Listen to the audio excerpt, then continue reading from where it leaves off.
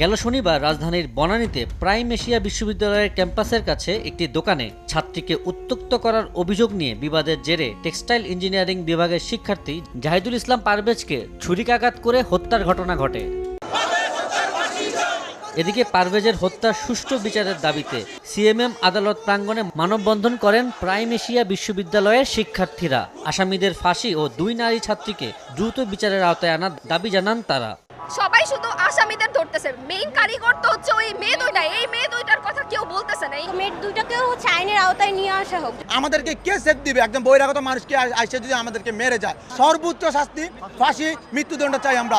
এদিকে পারভেজ হত্যা মামলার প্রধান আসামি মেহেরাজ ইসলামকে গাইবান্ধা থেকে গ্রেপ্তার করেছে র্যাব।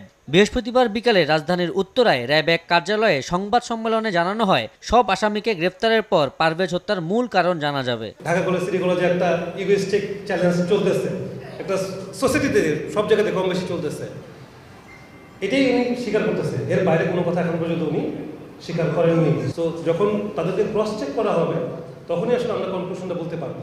অপরাধীর ক্ষেত্রে রাজনৈতিক পরিচয় নিয়ে আসলে অন্তত আমরা খুব বেশি ইনকোয়ারি করতেছি না এই মুহূর্তে।